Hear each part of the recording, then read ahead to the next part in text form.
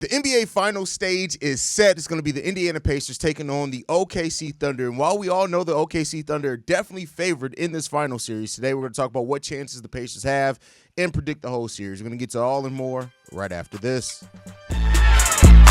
Welcome to the number one place for your daily basketball news and analysis, NBA Central. What's going on, basketball fans? Welcome to another episode of NBA Central, your number one spot for everything basketball related. We got Big Kev, C-Dub, Stevo, all in the building today, fellas. We're going to get right into it. The finals are set. They take place on Thursday, so we still got a few days before the finals officially start. But it's not going to stop us from speculating on that series and what it could look like. First off, I guess we should start here. Does anybody have the Pacers winning the series at all? I understand. I'm just throwing a little salt and pepper on it. Can I root for the Pacers and I just know that the Thunder, and I got the Thunder to be favored, bro. I want to root for the Pacers, bro. Yeah, absolutely. So that's what I'm gonna tell you. I'm rooting for the Pacers, even though I know OKC is the favorite and they should win, to tell you the truth. Yeah, I mean, I don't have the Pacers winning, but I do have them winning one of the first two games to make it interesting. And I feel like they're going to provide some matchup issues for a very good defensive Oklahoma City team. Pascal Siakam is kind of flying under the radar. I know he just won the Eastern Conference Finals MVP, much to the chagrin of Tyrese Haliburton, and we'll get into that later. But I feel like the Pacers provide some matchup issues for Oklahoma City. I ain't gonna lie. I was so ready to go straight into business, but you just threw me out. Why are you rooting for the Pacers? I like what Tyrese Haliburton has been doing this postseason, and I think that's that's almost greatness. Like, can he do it at the next difficulty? Can he do it in the finals? Because you gotta what he did in that series, last series against New York Knicks. You got to say he put on a great performance. Can he put a great performance on against OKC? That's all I'm saying. I'm rooting for that. That's cool and all. You can ask all those questions. My question is, why you rooting? That's besides the point. I'm just questioning your so-called homer. It's just weird to me that you rooting for the ops, but that's okay. We're going to get straight into it. But no, I don't have them winning. Can they make it difficult? Could they win? Yes, but they're going to have to muddy up that waters. And what Kev said, I think is going to go through the matchups. I think this team is slightly bigger on the physical side when it comes to the Indiana Pacers. They got a lot more bigger bodies, especially at the 3 and the 4 position.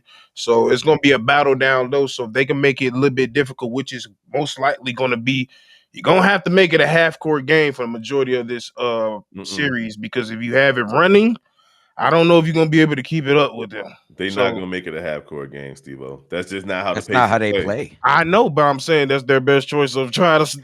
They can't play. They can't change the Tiger stripes this late in the game, bro. They're going to play their game. You're right. But then if they just play their game, they going to get their ass whooped. To Steve-O's point, though, I do think that Rick Carlisle has been one of the most adaptable coaches as far as his game plan in all of these playoffs. So if Rick Carlisle does want to throw something different, he'd be the one coach that I look at and say, I'll give him a chance and maybe he does something different than what he's done throughout most of the playoffs and the regular season. Of course, it's not realistic, as we said, but that would be the one thing that I'm looking at there.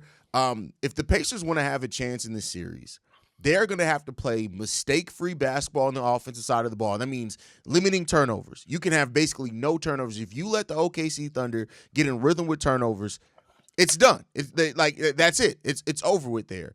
In defense, I will give them this. The Pacers look completely different defensively against the Knicks than I gave them credit for. Yeah. If they can find and lock into that defensively, they can make it an interesting series. I still wouldn't predict them to win, but I think that's their key ways. They're going to have to play their best defensive series, and that means Tyrese Haliburton, I'm not expecting him to all of a sudden become some great defender. That'd be crazy to say that, but he's going to have to fight over screens. He's going to have to get his hand up and to close out on shooters. You're going to have to do that, and the Pacers are going to have to hope that the OKC Thunder run into one series where they can't shoot the 3 to save their lives. Those things are all going to happen for them to have a chance in this series. Well, here's the thing. Like, the Pacers right now, they're playing good defense.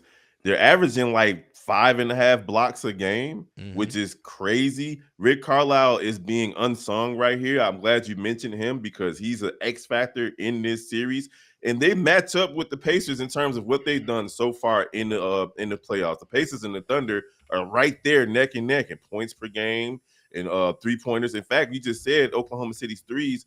They're shooting 33% from three throughout the whole playoffs, where you got Indiana hitting at 40%. So it's gonna be an interesting first 2 games, bro. For real. I got another matchup is Myles Turner versus Chet Holmgren and Hartenstein. I think Myles Turner he don't have to dominate his opponent when he's in the game, but just beat them. Just be better than both of those guys when they playing against them guys. Because this is going to be. He is not going to be better than either one of them. Myles Turner 3 years ago, both of those guys. I don't know. I think he's better than both. I could see. I don't want to say both. I could see a series if they decide to put Hartenstein. If they decide to put Hartenstein on Myles Turner, that could be an issue because you're taking a defender out the paint because we know Myles can stretch the floor. So if they do that, that can become a problem. Now, if they put Chet on him, Chet just gonna have to get his weight up, but he can stick with him for a little bit.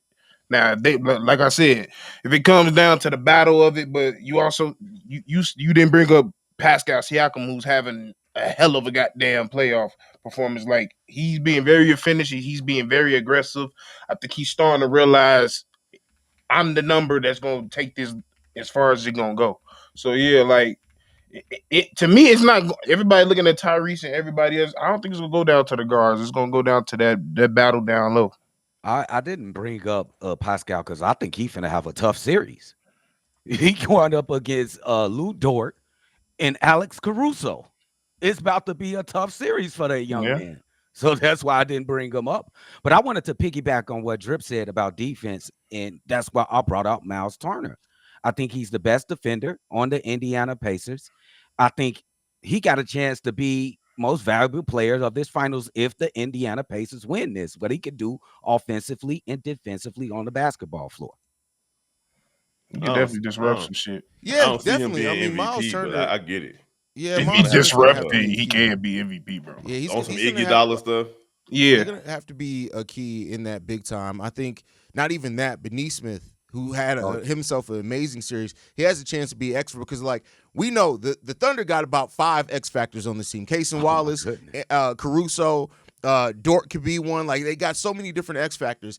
And I think the reason why I wanted to see the Pacers out of the Pacers and the Knicks is because I do think the Pacers are better equipped to try to match depth for depth the most. They still don't have the depth that the Thunder do. Not many teams do, but they're probably the team best equipped to handle that depth. They are. It was them and the Celtics. Because it would have been the Cleveland if they didn't pull a Cleveland. Let's just be honest there. And Indiana out Cleveland, and they're going to try to out OKC. That's why I think it's not a cakewalk. It ain't. People probably looking at this as like a 5-game series. This series is going 6 or 7, especially with the way this team is motivated. The Indiana Pacers went to the Eastern Conference Finals last season, and nobody had them winning the first round this year. So it's one of those things where they've been playing with a crazy light-skinned chip on their shoulder, and you can see it. Hey, but we're not speaking about just the obvious advantage that the Indiana Pacers got. Coach Rick Carlisle. That's what I talked about. That is the one. That's literally the one. But Coach Dangold is no slouch either. Now, I will say this: so far this playoffs, I think Rick Carlisle has thrown way more looks than what the Thunder have thrown out there. But that's because the Thunder haven't had to necessarily. They've been winning by 10+ games. Yeah, but that's the thing. Like OKC coach a rookie to this shit. He a rookie. That's true. Rick coach. Yeah, he a championship coach. He just seen this moment. He's been in this moment. That's why. Who did they beat to? Miami. The big 3, Miami. Yep. When he let JJ Barea come out the bench and cook that. Bro, that's still one of the craziest series. The fact that JJ Barea decided the series and nobody talks about him anymore. Like everybody talks so much about Dirk in that series. People forget Barea was killing the Miami Heat in that people series, talk bro. about JJ because they want to. They use do. that They to got talk about LeBron. Yeah, Yeah, that's true. JJ killed your ass. Yeah, that Hey, anytime they want to diminish listen, LeBron, they bring JJ up JJ. Barea succeeded against LeBron where Derrick Rose couldn't, and that's crazy to say. Yeah. And all I'm gonna That say wasn't D Rose's fault. and all I'm gonna say is That Rick hurt. Carlisle got a JJ Barea on this team. That's what I was about to say. That's what I was And about to say, who? Steve. TJ. McConnell. Yeah, TJ McConnell's could be huge in this one. Let me ask you this though: somebody who came on, they had a rough start to the conference finals, but came on a lot better in the last, I think, 2 or 3 games. Benedict Mathurin. How big of an X factor do you think Ben Mathurin can be in this series for the Pacers? How big can we make an X? Okay, Des Bryant. Because I mean, like, he's a huge X factor. He's one of the reasons that Indiana beat the Knicks. That game where they came back from all them points down. If Mathurin's not on the court, they don't win that game. I know that your boy hit the big 3 at the end in Haliburton, but it was Mathurin that was carrying the shouldering the load up until that point.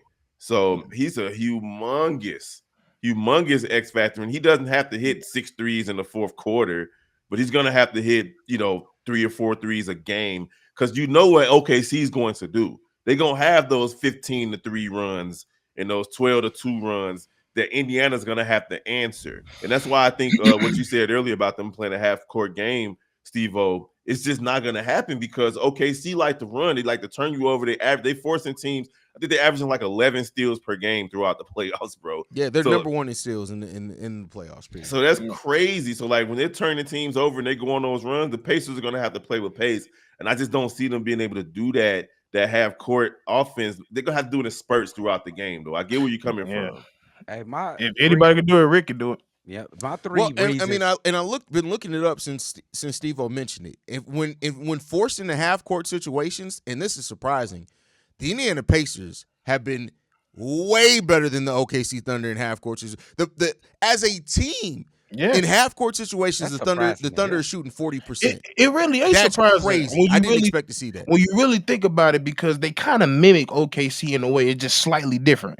Yeah. You got your Numhard and you got light skinned folks. Numhard is crazy. Everybody light skinned except Pascal. Yeah, but Mathurin ain't light skinned. Mathurin ain't light skinned. Numhard isn't necessarily light skinned. Yeah, but you got them too. That kind of equals to the shooters like Luguentz Dort and others on OKC. But what makes it different is the 2 bigs. The 2 bigs, not only can they stretch the floor, they also can be playing the post. Both of them motherfuckers ain't playing in both at OKC. That's why they run so much. That's why it's so many transition threes. That's why there's so many pull-ups. And Hartenstein don't even look at the basket when he within 5 feet. Chet stepped up. He could. Those last 3 games versus Minnesota, Chet stepped up, and he's going to have to play with that type of confidence. Because there's a few times I looked at him like, bro, why are you settling? Because that's what he started to do a little bit throughout the playoffs. In those first 2 rounds, even he was settling. If you get a motivated, aggressive Chet Holmgren, man, it's already tough enough to beat the Oklahoma City Thunder with their top 3 scorers. And then you get Chet coming in and doing this thing too. It's going to be real tough for Indiana, man. That's why I can't see it going further than 6 unless they win one of those first 2 games on the road. If they can steal one of the first 2 games in OKC, that could change the direction of the series. And that's crazy to say with the first 2 games, but they've been so good. The Pacers have been so good at home. If they're able to steal one of those first 2 games, that could put the momentum in them that they need early in the series, because you need to gain momentum early. Yeah, because the first 2 games in the last series, the reason why they won this series, last series. Wow. It's very important. And so if you come out get punched in the face, you got to punch their ass right back, or vice versa. Yeah, like I said, it's the 3 reasons I think Indiana got to the championship. 1 is Rick Carlisle. 2 is the increased leadership of Tyrese Haliburton and the Myles Turner. And 3 is the ascension of Naismith, bro. This kid, facts. Offensively, it's got better, bro. This reminds me of a better team. This reminds me of Dubs from C-Dub. Y'all gonna have to grade that 1, 2, 3 because leaving out Pascal Siakam. That's what I left him out on purpose. Yeah, but you said the reason they the reason they made it to the finals was 3 reasons, and you didn't name Pascal Siakam. The main he's the Ephraim's conference. You cannot leave out Pascal Siakam. And he's leading that team in scoring in the playoffs. I'm sorry. the main reasons. Okay, if he was going to score, we know he's going to score 23. No, we 24 didn't. points a game. No, we didn't. We know And he's also, gonna score. he's the only person on this roster with championship experience, sorry. other than Rick Carlisle. You lying if you thought this motherfucker was gonna be a 2 all his life and it turned into a 1 in a matter of months. Who will won? Pascal, what the fuck? They don't even have like a go-to player, to tell you the truth. We just He's saw it. been there, We go to just play. saw it. In the playoffs, he's been there. The regular season, I agree with you. They do it by Right. committee. But Yeah. but C-Dub's list does bring me to something I want to bring up. Because we've seen this Pacer team win games with Tyrese Haliburton scoring 11 points on inefficient shooting. They've still been able to win playoff games. Do you think that they have that margin of error against the OKC Thunder? Because the one knock that you can make, and I'm glad that Tyrese Haliburton has had the postseason that he's had after being named the most overrated player by his peers. There were players that voted on that. He had a chip on his shoulder. Haters. But can they survive if you have the 11-point games from Tyrese Haliburton in the finals? Maybe at home, I'll say it like that. On the road, absolutely not. They might be able to steal a game at the crib with that crowd, with that momentum. If he's facilitating and doing the other things, maybe. But they will not be able to go into Oklahoma City and have an 11-point game from Tyrese Haliburton and get a win. Absolutely not. And even when you look at that Well- game, well- you ain't gonna get a performance like the New York gave. Like they didn't even go off for real. Right. Like you got 24 and 13 from Cat, and you got Brunson with 13, and then you got 12 and 11 from OG. Lou Dort fuck around get 15. Somebody off the bench fuck around get 15 off 6 threes. Like that's not just gonna happen. So like I don't think they're gonna have that margin of error. 15 off 6 threes is impossible, but I get what you're Okay. saying. Here's it is a margin of error, though. Let's just say he cannot have 4 games like that where he scores under 10 points. He I don't cannot think have they have 4. one. That's the only thing that it I cannot don't think happen. they have one. So, I mean, he can lose 3 games and still win the finals. He can do it 3 times. That's it. I don't That's think the margin of in the error. finals he can afford to have one bad game. But what is the okay? I see what you're Yeah. saying. I could keep going. It's not that he Now, don't have the talent. technically, you're correct, Doug. Yeah, yeah, From a that's what I technical mean. standpoint, you're right. But realistically, From a psychology way, absolutely yeah. not. He can't. He can't because if once they start to pile up, because we've seen it with James Harden, for example, and we're not saying that him and James Harden are the same types of players, but we've seen the psychological damage that having 1 bad game, 2 bad game, 3 bad game, it could turn into a career. And then we're not gonna look that far into the future.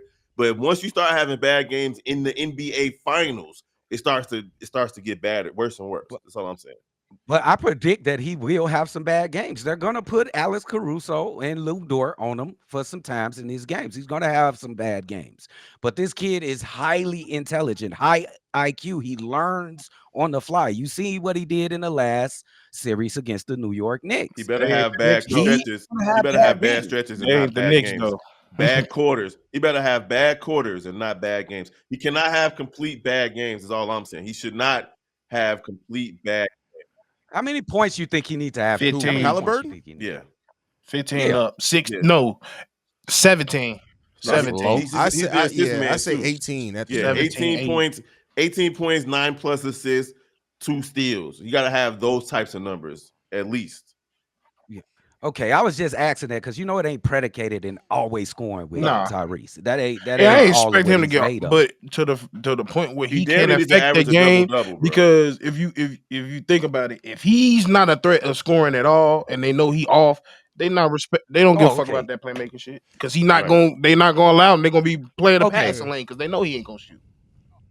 Oh, absolutely. Oh, absolutely. He definitely got to make us. Yeah, you're right on that. and all the point. different He gotta be a looks. threat Like out there. we've seen in this playoffs, and one thing that I, as a Bulls fan, I love that the basketball world is reminded how good Alex Caruso is because we saw him guard Jokic and give Jokic fits. That's going to be something that the Pacers are going to have a whoever they put Alex Caruso on, and keep in mind, even whatever they could put Lou Dort on the other one. You still got Wallace that could go on another one as well, but like.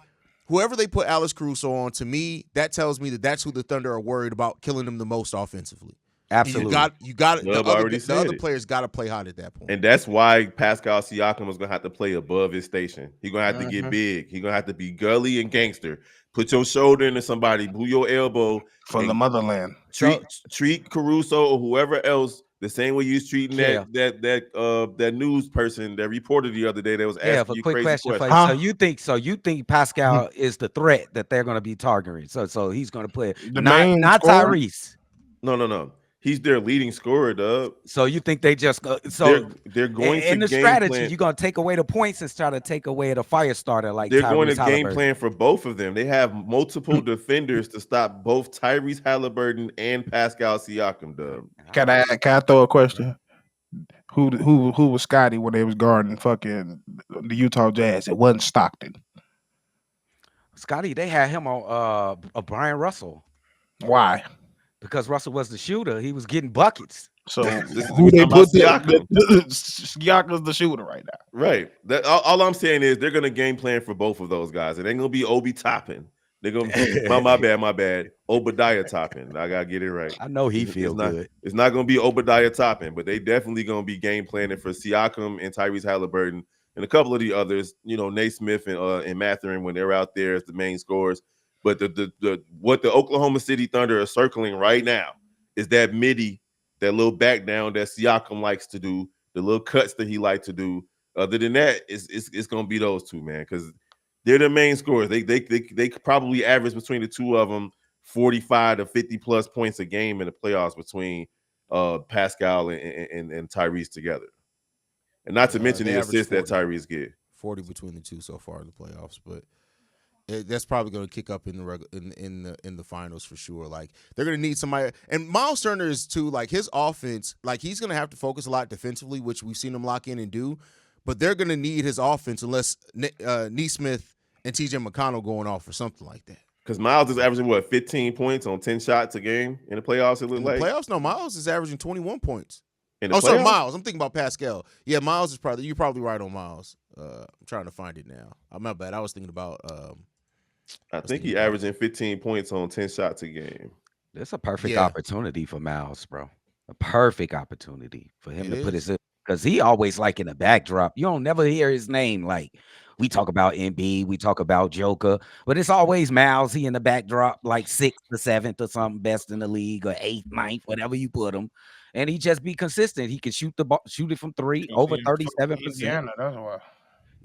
I mean, yeah, it's a low market team. You know what I'm saying? It is, that's what pissed me off about this whole finals. It don't for me. For me, I think it's great because as basketball purists, we'll be able to watch these finals. Hold on. We'll be able to watch these finals without all the outside noise. Like we'll be able to watch these finals without having to hear about what Bron doing, what Luka doing, what Tatum doing. A lot of people are not going to watch these finals just because their favorite player is not playing. And that allows people who love basketball to just watch it for the X's and O's, watch it with because me and my son about to watch every game, and I'm going to be showing him what real basketball look like and so on and so forth. We're about to see a bunch of back cuts. We're about to be seeing a bunch of coaching adjustments. This is about to be a fun series if you truly love basketball. All the casuals can go chill out, barbecue, drink beer, whatever they're about to be doing over the next couple of weeks. Yeah, I wasn't looking at it from that aspect. I get that. I'm looking from the aspect that most of these major teams can't be fucking successful unless they get help from the league. You about to see some crazy trades on draft night. That's a whole episode. Draft night about to be crazy. But you can't penalize them though, Steve. They did it the right way. They did. They did draft it night the right about to way. be But crazy. that's the problem. Most of the fucking small market teams have to do it because they don't have no fucking choice. Mm-hmm. Yeah. The fact we be getting help and we still can't do shit. Don't even bring it. Don't bring us up, bro. That's what's pissing me off. That's why I'm saying we should be heralding these guys right now, because this doesn't happen with too low market, with not a lot of assets to we should be stealing from what they're doing. We absolutely. don't learn. That's my problem. Absolutely. For the last what's the record of non-small market teams winning the champions in the last few years? It's like five to 6 or something like that. Unless you count San Antonio as a small market. Yeah, we don't really. It's a small market. It's technically a small market, but they're a damn basketball establishment. Yeah, so it's like, I agree with that. That's my whole thing. It's just like as of now, it should come to the recollection for most teams in major cities, including mainly us. What are they doing that we not doing correctly? Stockpiling picks. Smart and making smart Stockpile. moves. I read an article that they detailed how Sam Presti turned Rashard Lewis into this championship core. Yeah, it's the craziest rabbit hole as to way back in 2006-07, trading Rashard Lewis to the Orlando Magic for a trade exception turned into the core that we have right now, including Paul George. Is moving off of PG and Russ at the right times. Like, and some of those picks aren't even here yet. Like, they are going, like, people forget, like, for example, the Boston Celtics. Yep.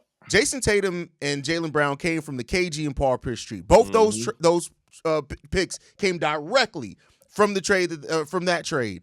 We haven't even finished seeing the results of the Russell Westbrook and Paul George trade on the Thunder yet. That's years down the line. They got 5 first-round picks for Paul. 5. That's crazy. And it's why. And I was telling my wife the other day. I know this is beating a dead horse, but when you trade Alex Caruso to the Oklahoma City Thunder, you got to get at least a pick. At least a pick in that trade. It just still don't make sense to me. I'm sorry. I hereby enact reparations on OKC. On their picks. Give us some of them motherfuckers. Oh my God. This man said reparations. 40 picks in a mule. Give us some of that shit. That's crazy. Reparations is wild, bro. Basketball reparations. Let's get that. I know we spent the majority of this episode talking about the Pacers, and I think that's because the Pacers seemingly have to do more to try to win this series than the OKC Thunder, right? I think everybody agrees with that. Is there anything, though, that you guys do want to talk about in regards to the Thunder and what they have to do in this series? If they just wake up and look like the young team they are, this team could look. This shit could go left like above. It's not like it's not something we never seen before. We seen it with Orlando with Dwight a couple years ago. They was steamrolling through everybody. And then that motherfucker coach got nervous, started changing shit, and then everything would look different, and it went kaput. Well, and you're right, Stevo. They've shown their youth throughout the playoffs. Let's not act like that Denver series wasn't scary for them. Yeah. They were a couple of plays away from not even making it out of that Denver series. And you're running into a team that has veteran leadership in Indiana. Like, they got young people in Indiana. They got the better coach, in my opinion, in Indiana. And they're going to be ready to play. They don't care nothing about the regular season. They showed that with Cleveland. Cleveland ran through the Eastern Conference like a hot knife through butter, and they ran into a brick wall that did not care about what they did in the regular season. So what Oklahoma City Thunder has to do, in my opinion, is not have slow starts to any of these games, because they had a few slow starts throughout the playoffs. They can't look up and find themselves down 20, 25 points and try to fight their way back. They're going to have to be a really good team throughout the whole playoffs and show that they deserve the championship. This is how I feel. I can't see them starting off where they down 23-10. You remember, Dub, what was that in Game 7 versus Denver when they were down, 23-10 or something like that at one point, and they fought back before halftime and took off? I don't think they could do that against the Pacers. Yeah, I don't see any way this team plays down. And you know what? I'm gonna look at that Denver series in the exact opposite way. I think that if they would have went in Denver and swept the Denver Nuggets, it would have been bad for them coming into the rest of the playoffs. I think that was the greatest thing that ever happened to OKC. It pushed them to their limits. It showed them what playoff basketball really is about. Playing with every ounce of breath and soul that you can do to win a playoff series. I just don't think that anything can get in this team way. They one of the best teams ever play in NBA. 68 wins in the regular season. He had one tough series against the Denver Nuggets. I don't count the last season, the last series against Minnesota Timberwolves. It's tough. They kind of annihilated. They played with their food a little bit, but this team is ready. I don't think so. There are no hiccups. Maybe just experience, but no. That's the only thing that could bite them. Way too talented. Yeah.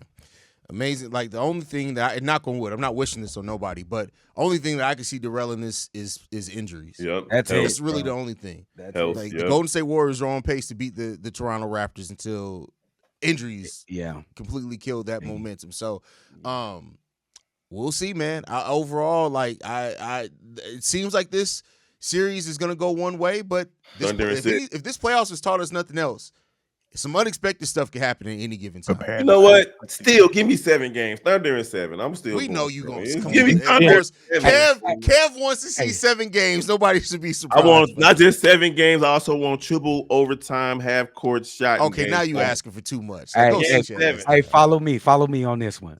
The Indiana Pacers win this series if Tyler Haliburton scores. His stat line. Tyler Haliburton?